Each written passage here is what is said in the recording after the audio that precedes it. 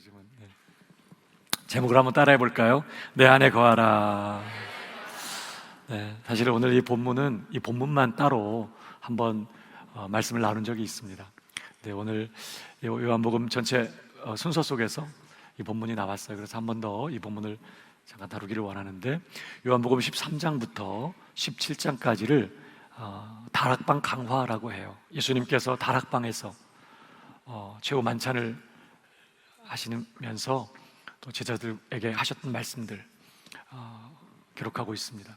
그 중에 14장부터 16장까지를 예수님의 고별 설교라고 합니다. 예수님 부활 승천하신 이후에 이 세상에 남겨지게 될 제자들이 어떻게 살아야 할 것인지를 교훈하신 그런 내용이에요. 특별히 오늘 본문 앞부분에 보면 예수님께서 자신의 죽음과 부활을 예고하십니다. 그러면서 성령을 약속하세요. 성령이 오신다는 거예요. 그러면서 비록 예수님께서 십자가에 죽으시고 부활하시고 이제 승천하심으로 예수님께서 더 이상 제자들과 육신적으로는 이 지상에서 함께 할 수 없게 되지만, 그러나 다시 오시는 그 성령님을 통해서 예수님은 제자들에게 다시 오실 것이고, 그 제자들 안에 내주하시는 그 성령님을 통해서 예수님은 제자들과 계속해서 함께 계실 것에 대해서 말씀하십니다. 그리고 이제 오늘 본문이에요. 우리가 잘 아는 것처럼 예수님의 그 포도나무의 비유의 말씀입니다. 그러니까 오늘 포도나무 비유의 말씀의 요점은 이제 성령을 통하여 제자들과 함께 하시는 그 예수님 안에 거하는 그런 삶을 살아가야 한다. 비록 예수님은 육신으로는 이 세상에 계시지 않는다고 해도 여전히 주님과 함께 하시니까 그 주님 안에 거하는 삶을 살아야 한다는 것이 오늘 특별히 이 비유의 말씀의 요점인 것이죠. 우선 오늘 본문에서 예수님은 자기를 믿고 따르는 제자들에 대해서 이렇게 말씀하세요. 16절입니다. 너희가 나를 택한 것이 아니요 내가 너희를 택하여 세웠나니. 제자들이 예수님을 택한 게 아니라는 거예요. 예수님이 먼저 제자들을 택하시고 그들을 부르셨다는 것입니다. 그러니까 뭐예요? 우리가 예수 믿기로 결정하고 예수님을 따르는 것 같이 그렇게 여겨지지만, 사실은 그러기 전에 먼저 누가 우리를 택하셨어요? 주님이 우리를 택하신 거예요. 주님이 우리를 불러주신 것이죠.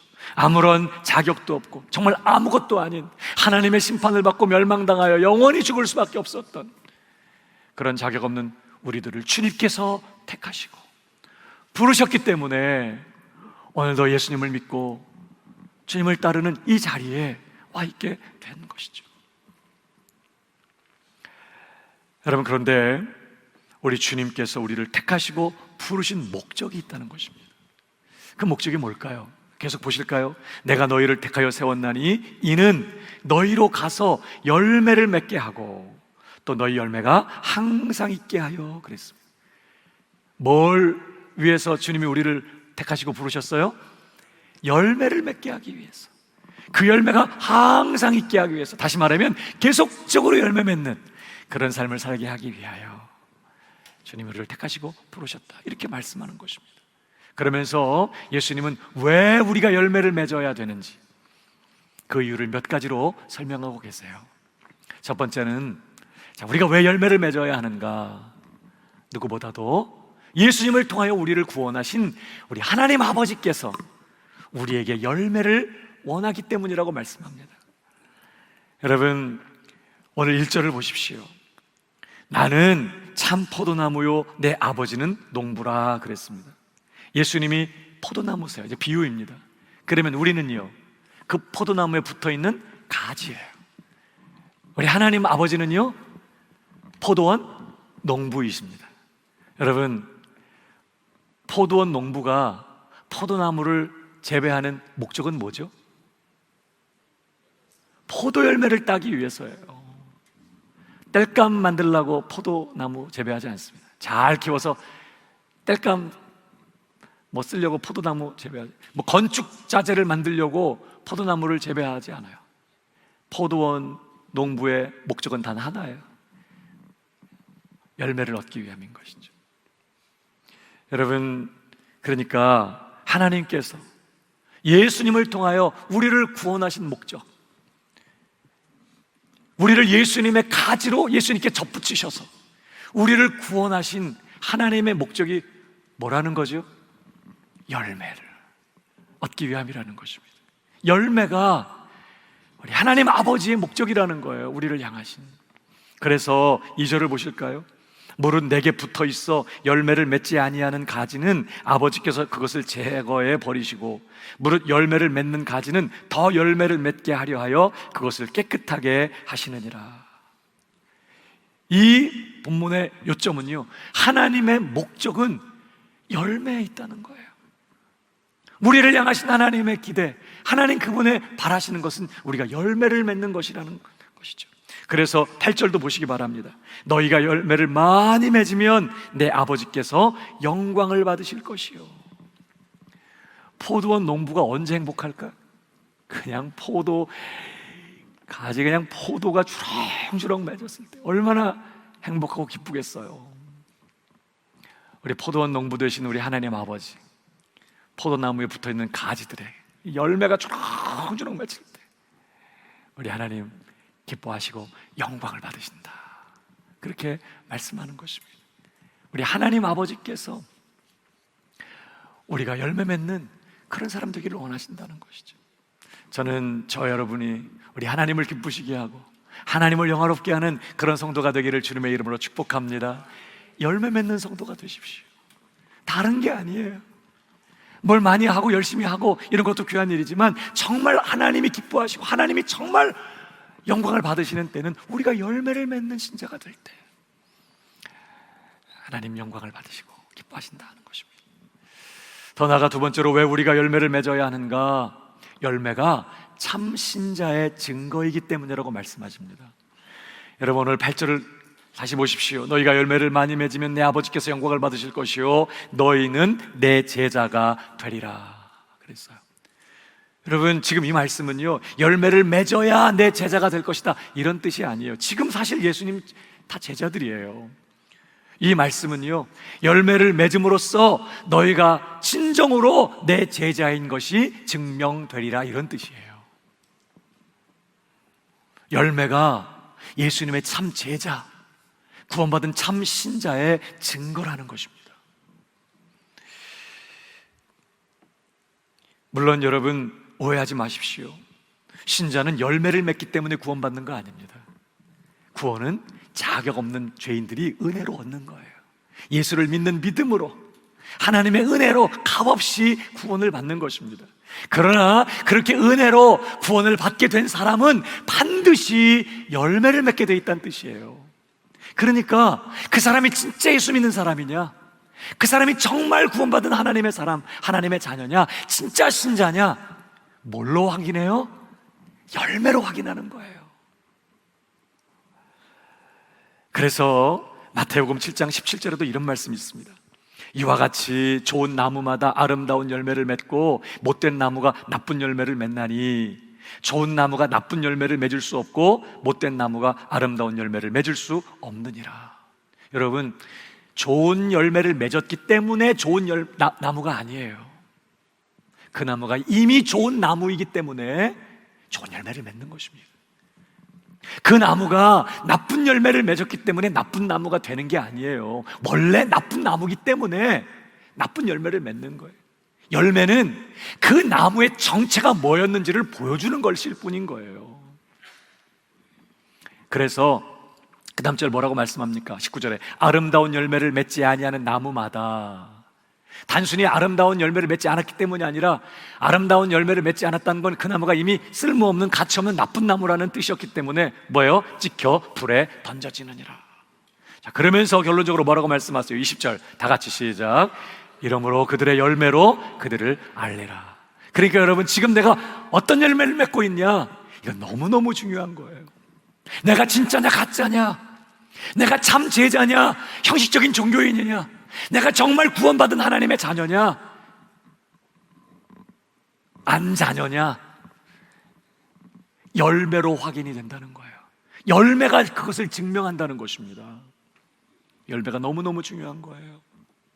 저는 여러분, 우리 모두가 예수님이 원하시는 진짜 열매를 맺는 참 신자 되기를 주님의 이름으로 축복합니다. 열매가 참 제자의 증거이기 때문에 열매 맺어야 한다고 말씀합니다. 뿐만 아니라 세 번째로 왜 열매를 맺어야 할까요? 열매를 통해서 예수님의 은혜가 우리에게 임하기 때문이라고 말씀해요. 여러분, 오늘 예수님께서 제자들에게 너희들 열매를 풍성하게 맺어야 된다, 이런 말씀을 하시는 대목에서 11절 이런 말씀하십니다. 내가 이것을 너희에게 이름은 내 기쁨이 너희 안에 있어 너희 기쁨을 충만하게 하려 함이라. 지금 주님은요, 제자들이 맺어야 될 그 열매와 주님께서 주시는 그 기쁨을 연결시키고 계세요. 여러분, 우리 삶의 기쁨이 얼마나 중요합니까? 아무리 힘들고 어렵고 고난이 있고 두려운 일이 생겨도요, 내 마음에 기쁨이 있으면 문제되지 않습니다. 너끈히 이겨낼 수 있고요, 감당할 수 있어요. 바울, 감옥에 갇혔습니다. 그 열악한 감옥 속에서 너무너무 힘든 그런 상황 가운데 있어요. 정말 기뻐하고 감사할 것이 아무것도 없는 그런 형편 가운데 있어요. 그런데 바울 안에 기쁨이 충만해요. 너무너무 기뻐요. 그러니까 어때요? 감옥 바깥에 있는 사람들을 바울이 위로해. 내가 다시 말하노니 기뻐하라, 항상 기뻐하라, 기뻐하라고 격려하면서, 감옥 바깥에 있는 분들을 위로하고 격려하면서 나와 함께하고 계시는 그 예수님을 증거하고 있어요. 기뻐할 것이 아무것도 없는 그 감옥 속에서 천국을 살고 있어요. 여러분, 기쁨이 얼마나 중요한지 몰라요. 잠언서에 이런 말씀이 있습니다.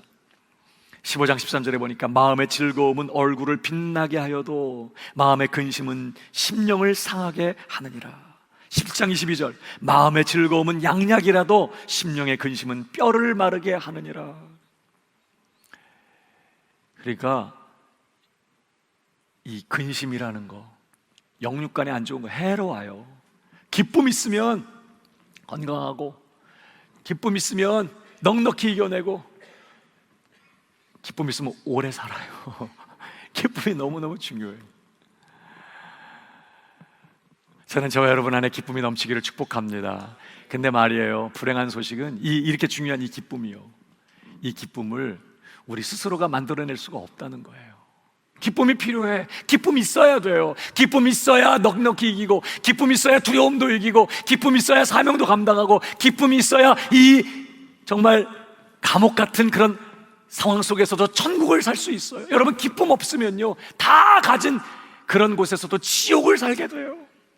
기쁨이 있어야 돼. 기쁨이 너무 중요해. 그래서 내가 지금 기쁨이 없네, 기쁨이 필요한데, 그래서 기뻐야지, 그래서 기뻐져요?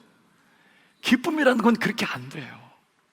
그 무슨 말이냐면, 기쁨은 우리가 스스로 만들어낼 수 있는 게 아니에요. 기쁨은 어디에만 있는 거냐면 하나님께만 있어요. 우리 주님께만 있어요. 하나님이, 우리 주님이 기쁨의 근원이세요. 그러니까 우리 안에 기쁨이 있으려면요, 하나님께로부터 기쁨이 우리에게 부어져야 돼. 그래야지 우리 안에 기쁨이 있어요. 오늘 본문 다시 보세요. 내 기쁨이 너희 안에 있어 너희 기쁨을 충만하게 하려 함이라. 제자들이 어떻게 기쁨이 충만해질 수 있어요?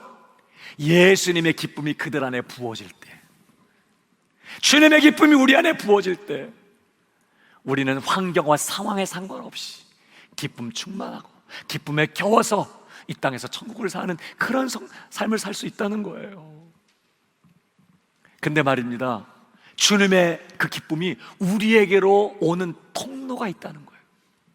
마치 발전소에 전기가 충만해도 전선이 없으면 이 건물 안에 들어와서 전구를 밝힐 수가 없는 것처럼, 예수님 안에 있는 그 충만한 기쁨이 우리에게로 흘러오게 되는 그 통로가 있다는 거예요. 그게 뭐냐면 바로 열매라는 것입니다. 예수님께서 제자들에게 너희들 열매를 풍성하게 맺어야 된다 하면서, 내가 이것을 너희에게 이름은 내 기쁨이 너희 안에 있어 너희 기쁨을 충만하게 하려 함이라. 열매 맺어서 누가 득보냐? 우리가 득본다는 거예요. 그 기쁨이요, 세상 그 어디에서도 찾을 수 없고, 세상 그 어떤 역병한 상황 환경 속에서도 넉넉히 이기게 만드는 그 충만한 주님의 기쁨이 우리가 맺게 되는 그 열매를 통해서 우리에게 와요. 그뿐만이 아닙니다. 여러분 16절을 다시 보십시오. 너희가 나를 택한 것이 아니요 내가 너희를 택하여 세웠나니 이는 너희로 가서 열매를 맺게 하고 또 너희 열매가 항상 있게 하여 내 이름으로 아버지께 무엇을 구하든지 다 받게 하려 함이라 그랬어요. 지금 예수님은 제자들이 맺는 그 열매와 이번에는 기도의 응답을 연결시키고 계세요. 여기 있는 말씀처럼 우리가 예수님의 이름으로 기도하면, 비록 자격이 없지만 예수님의 이름으로 기도하면 아버지께서 다 들으시는 줄 믿으시기 바랍니다. 근데 조건이 하나 있다는 거예요. 우리가 예수님의 이름으로 무엇을 구하든지 다 받을 수 있으려면 하나의 조건이 있어요. 오늘 본문 다시 보세요. 너희로 가서 열매를 맺게 하고 또 너희 열매가 항상 있게 하여 내 이름으로 아버지께 무엇을 구하든지 다 받게 하려 함이라. 우리가 열매를 맺을 때, 그 열매가 항상 있을 때, 다시 말하면 우리가 지속적으로 열매 맺는 그러한 제자 될 때에 예수 이름으로 무엇을 구하든지 다 받게 된다는 거예요. 열매가 비결이에요. 저는 여러분들이 무엇을 구하든지 다 응답받는 그런 놀라운 기도의 은혜를 누리고 사는 성도들 되기를 주님의 이름으로 축복합니다. 열매 맺는 성도가 되셔야 돼요.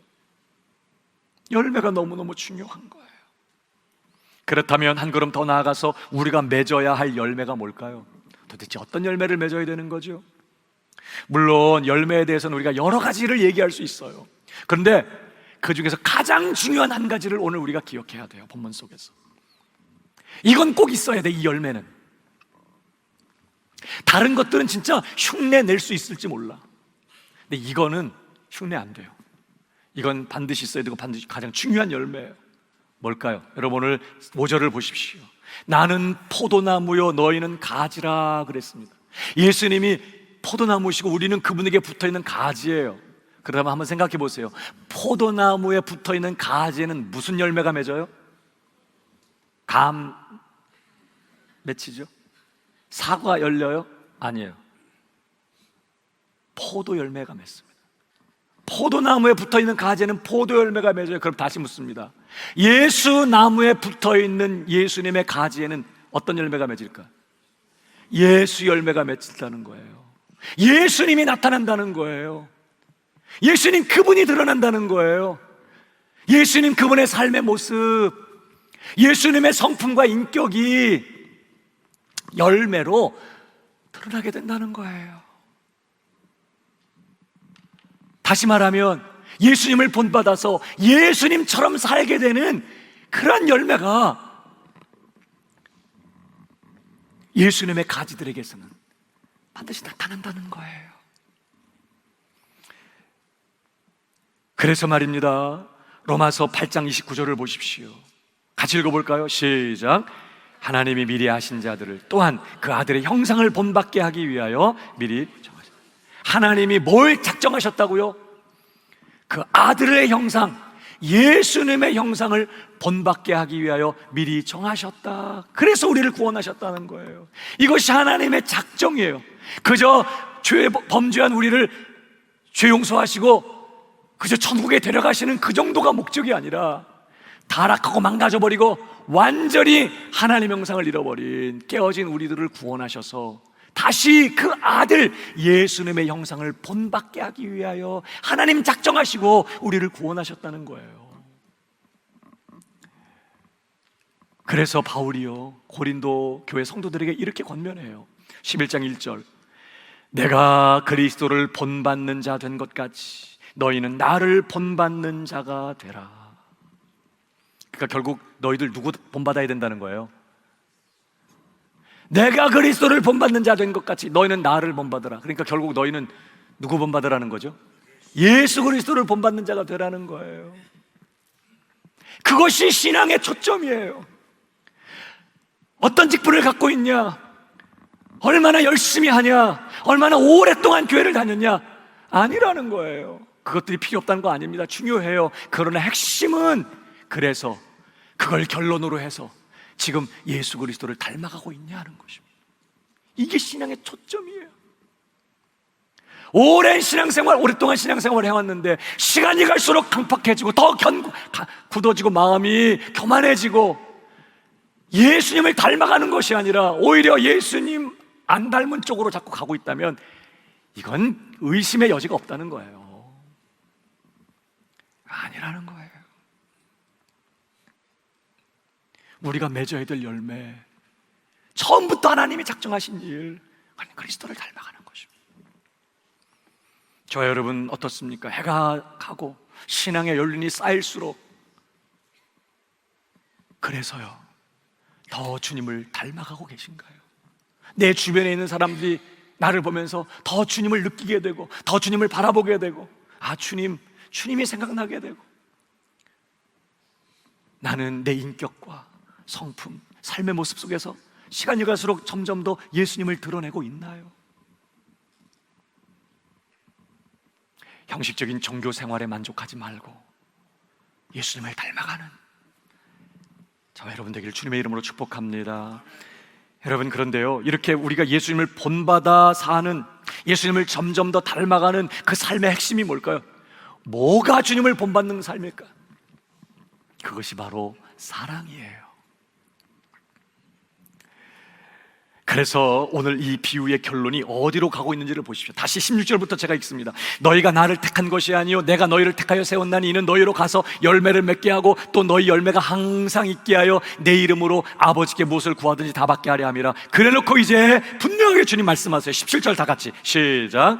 내가 이것을 너희에게 명함은 너희로 서로 사랑하게 하려 함이라. 이게 핵심이에요. 사랑. 예수님을 본받아서 예수님처럼 사랑하게 되는 것, 이것이 바로 지금 주님이 우리에게서 요구하시는, 말씀하고 있는, 그리고 하나님이 원하시는 바로 그 열매라고 지금 말씀하는 것입니다. 그래서 예수님께서 그의 제자된 우리 신자들에게 요구하신 계명도 단 하나입니다. 이미 우리가 살펴보았던 것처럼 요한복음 13장 34절이요 새 계명을 너희에게 주노니 서로 사랑하라. 그리고 그게 끝이 아니에요. 내가 너희를 사랑한 것 같이 너희도 서로 사랑하는데 그냥 내 방식대로 하는 게 아니에요. 사람들이 하는 방식대로 사랑하는 게 아니에요. 누구를 본받아서 사랑하는 거예요? 예수님을 본받아서 그분이 사랑하신 것 같이, 그분이 나 같은 것 사랑하신 것처럼 나도 다른 사람을 그렇게 사랑하는 것이죠. 주님을 본받아서 사랑하게 되는 것.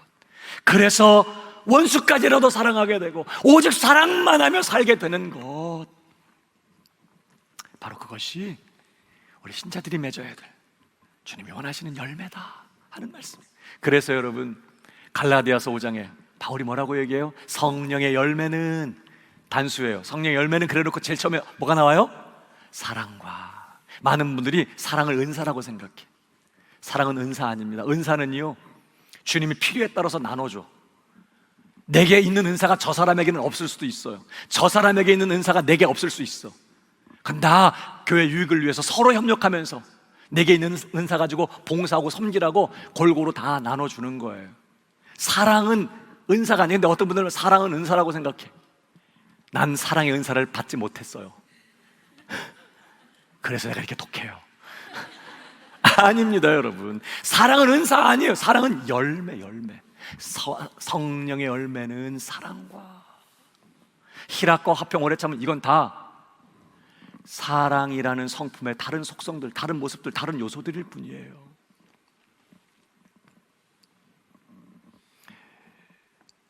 핵심은 사랑입니다. 그래서 바울이 말입니다, 에베소 5장에도 이렇게 권면해요. 그러므로 사랑을 받는 자녀같이 너희는 하나님을 본받는 자가 되고 그리스도께서 너희를 사랑한 것 같이 너희도 서로 사랑 가운데서 행하라. 사랑이 핵심이에요. 여러분, 저와 여러분은 오늘도 그리스도를 본받아 오직 사랑만 하며 살고 있나요? 사랑하기를 더 소원하고 사랑하며 살기를 갈망하고 더 주님을 본받아 사랑하기를 기도의 제목으로 삼고 사랑하지 못하는 것 때문에 마음이 아프고 사랑하지 못하는 것 때문에 회개하게 되고 정말 내가 주님을 사랑하기 때문에 그 주님께서 요구하시는 대로 다른 사람들을 사랑하며 살고 계세요. 그것이 신앙의 가장 중요한 핵심이라는 거예요. 사랑. 여러분, 하나님은 처음부터 우리를 그 아들의 형상을 본받는 자가 되기 되게 하시려고 작정하시고 우리를 구원하셨어요. 그래서요, 우리가 구원을 받고 이제 예수님을 본받아 오직 예수님처럼 사랑만 하며 사는 이런 열매를 맺게 될 때에 우리 하나님 말할 수 없이 기뻐하시는 거예요. 우리 하나님 말할 수 없이 영광을 받으시는 거예요. 왜? 내가 그런 사람 되게 하려고 하나밖에 없는 아들도 아낌없이 내어놓으셨거든요. 그 아들 형상 본받게 하기 위해서 작정하시고, 그 작정하신 이루려고 아들까지 십자가에 못 박아 내놓으셨는데, 예수 믿은 우리가 시간이 갈수록 변화돼. 그렇게 나밖에 모르고 다른 사람 무시하고 교만하고, 정말 사랑, 이기적인 사랑, 나중심적인 사랑, 세상 사람들이 하는 그런 사랑하면서 그렇게 살던 사람이 변화되어서 주님 나 사랑하신 것 같이 다른 사람 사랑하면서 용서하고 품어주고 아낌없이 나누고 사랑만 하며 사는 이런 모습을 보면서 우리 하나님 무슨 생각이 들까요? 너무너무 행복하신 거지. 본전 생각 안 나는 거예요. 너무너무 기쁘고 영광을 받으시는 거예요. 뿐만 아니라 우리가 예수님을 본받아서 예수님처럼 오직 사랑만 하며 살게 될 때에 비로소 우리는 진짜 예수님의 제자라고 하는 증거를 갖게 되는 거예요. 사랑이 그 열매 핵심이에요. 그래서 여러분 다시 보세요. 8절에 너희가 열매를 많이 맺으면 내 아버지께서 영광을 받으실 것이요 너희는 내 제자가 되리라 그랬는데, 이 말씀을 이미 요한복음 13장 35절에 이렇게 말씀하셔서 한번 읽어보십시오. 다 같이 시작. 너희가 서로 사랑하면 이로써 모든 사람이 너희가 내 제자인 줄.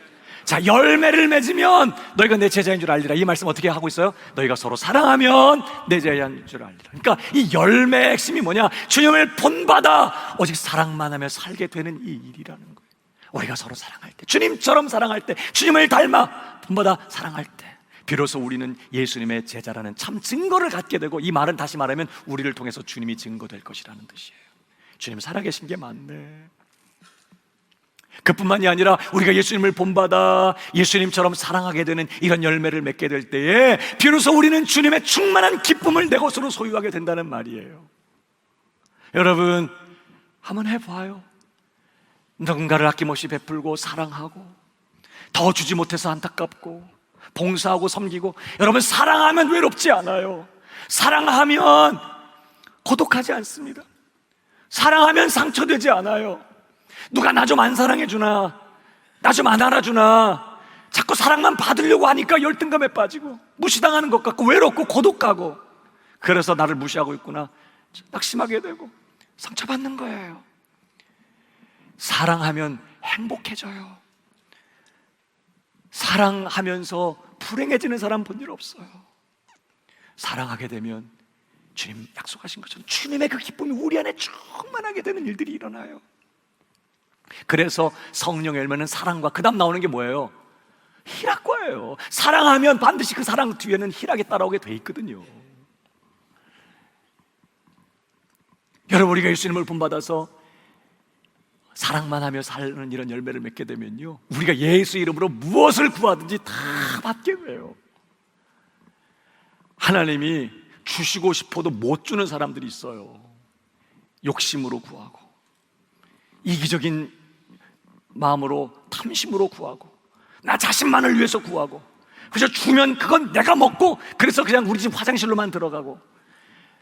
여러분 그러면 하나님이 주시고 싶어도 못 줘. 뭘 달라고 구해도 그 줘봤자 어디로 가요? 화장실로 갈 거거든요.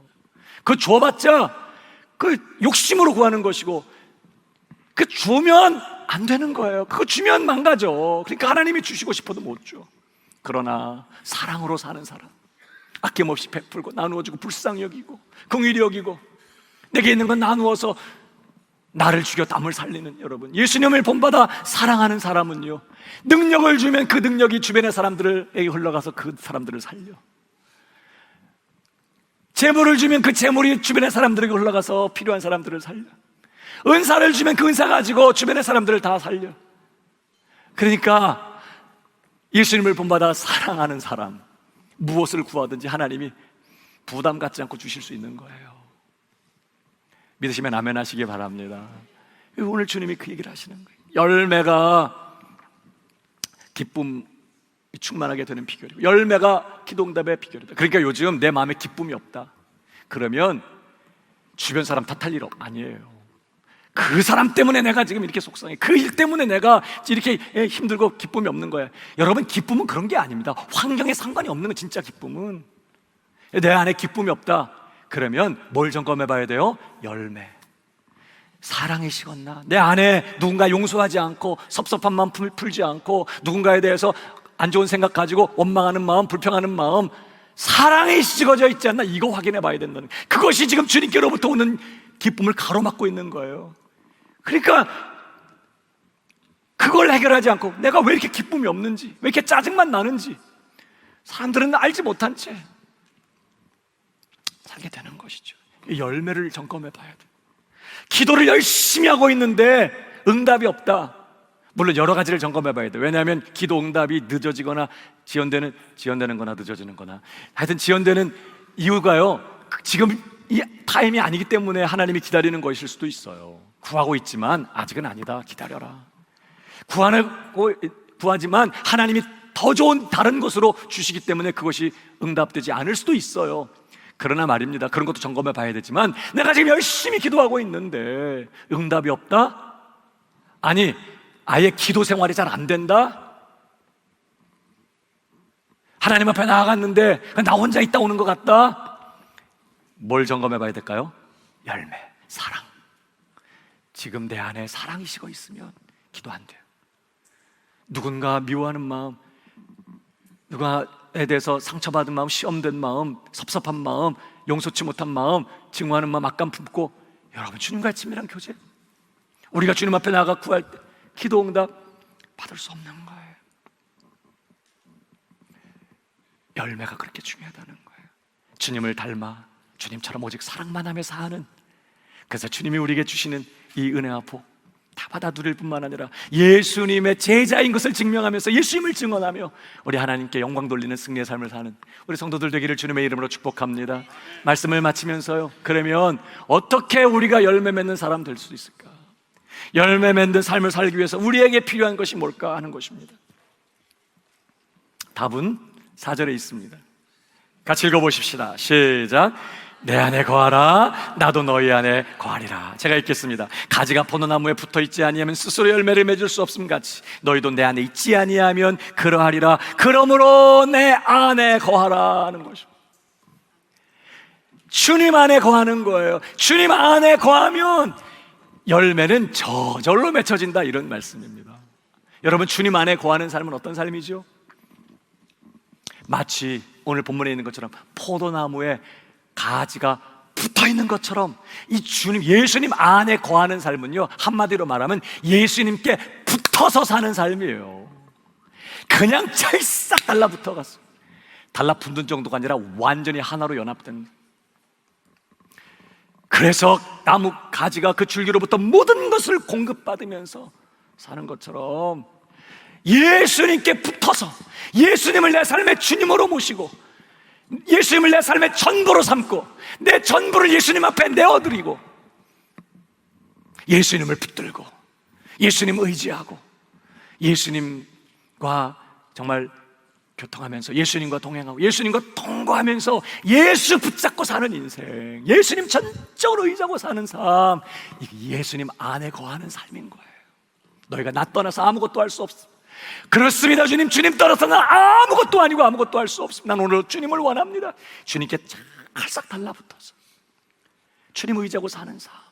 여러분, 그러면 열매는 저절로 맺혀진다는 거예요. 열매는 저절로 맺혀진 정도가 아닙니다. 그 다음 절을 보십시오. 나는 포도나무요 너희는 가지라. 그가 내 안에 내가 그 안에 거하면 사람이 열매를 어떻게 해요? 이번에는 많이 맺나니. 예수님은 얼마나 품종이 좋은 포도나무 같은 분이신지 그분에게 붙어만 있으면 말이에요, 열매가 그냥 주렁주렁 풍성하게 많이 맺게 된다는 거예요. 열매를 많이 맺나니 나를 떠나서는 너희가 아무것도 할 수 없습니다.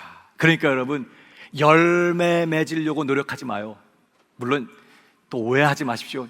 표현이 그런 거니. 열매 맺으려고 노력하지 말고 뭐 하려고 노력해야 돼요? 주님 안에 거하는 일에 집중해야 돼. 나뭇가지가 열매 만들려고 애쓰지 않습니다. 포도 열매를 만들어내야 되는데 나뭇가지가 그거 염려하지 않아요. 나뭇가지는 오직 한 가지 밖에 없어. 폭풍이 몰아치고 비바람이 불고 뭐 가물고 생 난리를 치고 주변의 환경 상황이 어떻든지 나는 절대로 떨어지지 않겠습니다. 그리고는 줄기에 찰싹 달라붙어 있는 거예요. 붙어 있으면 때가 되면 저절로 열매가 나타나. 열매가 맺혀지는 거예요.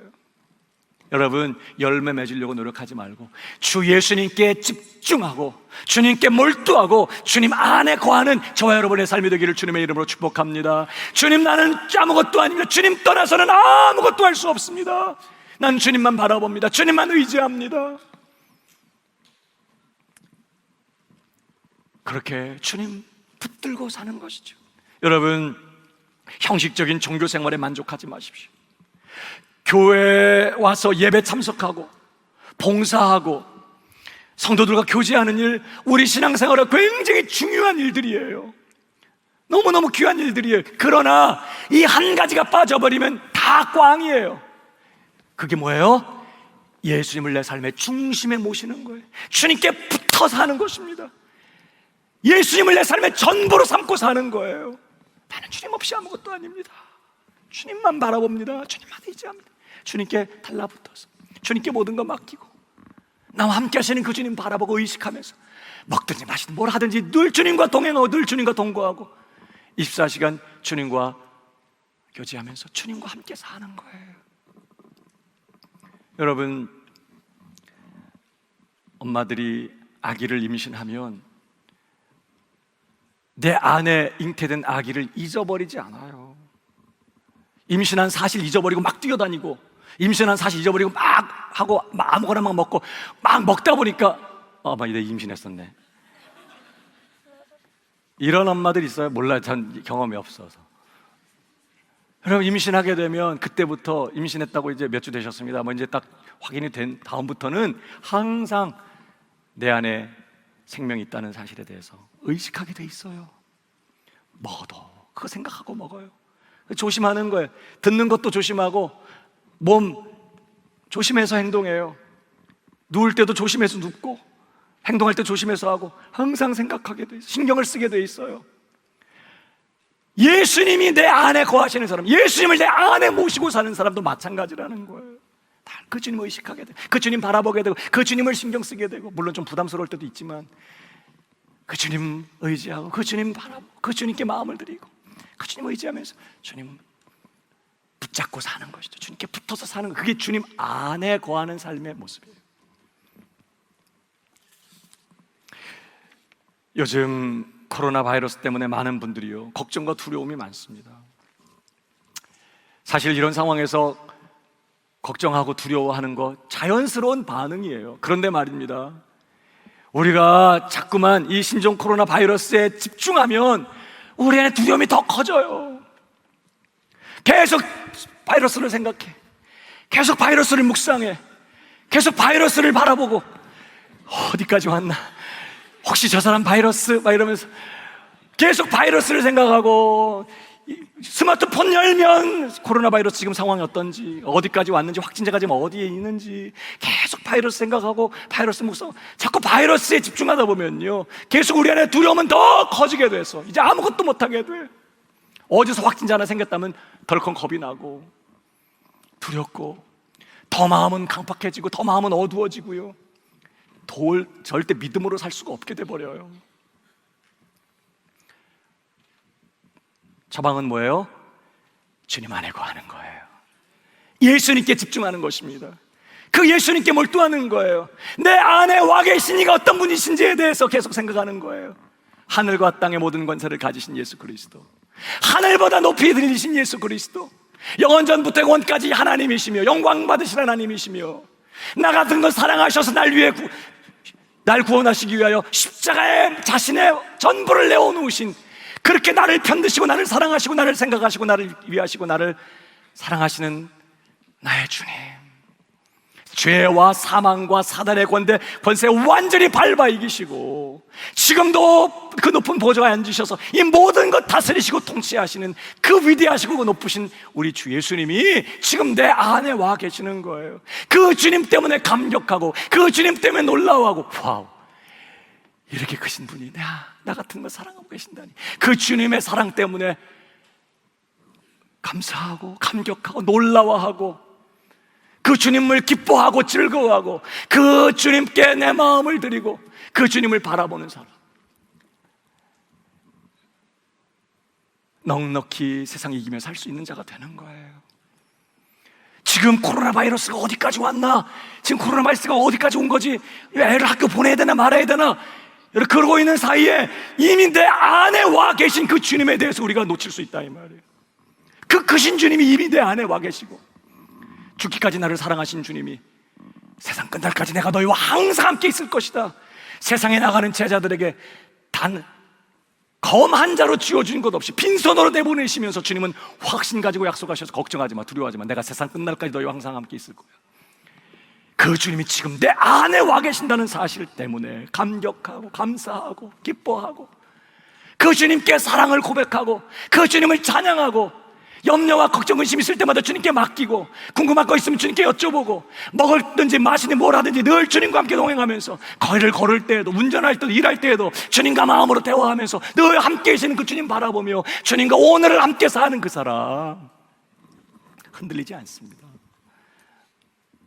나도 모르게 어떤 일이 벌어져요. 그 주님 바라보며 사는 사람, 나도 모르게 점점 그 주님을 닮아가게 되는 거예요. 그 주님께 몰두하면 주님을 닮아요.